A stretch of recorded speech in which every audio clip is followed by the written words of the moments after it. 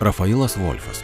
Žmogus XIX amžiaus antrojoje pusėje Vilijampolėje įkūręs seniausią pramoninę Kauno alaus daryklą. Vieną seniausių įmonių Lietuvoje. Alui virti Rafailas Wolfas naudojo moderniausią to meto išradimą – garo variklį.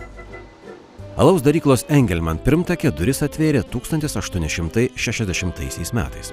Ji buvo įsikūrusi naujojoje Kauno miesto dalyje, Karmelitų bažnyčios rajone, šalia Nemuno ir geležinkelio stoties.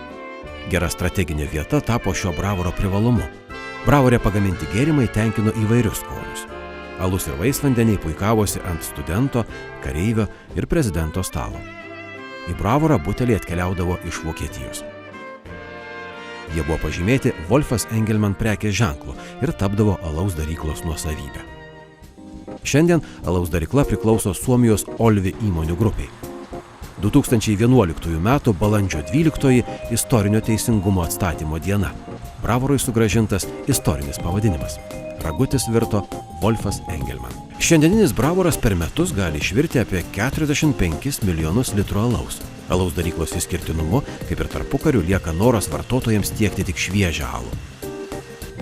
Kaip ir tarpukariu, taip ir šiandien bravoras remia kultūrinius visuomeninius švietėjiškus projektus. Aktyviai dalyvauja Kauno kultūrinėme gyvenime, prisideda prie miesto visuomeninio gyvenimo gaivinimo.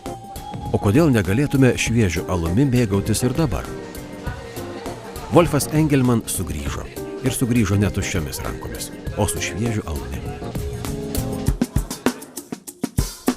Mes įdėjome savo patirtį ir širdį, kad gimtų šis išskirtinis Wolfas Engelman alus. Būkite pasveikinti, ragaudami ir vertindami mūsų kūrinį.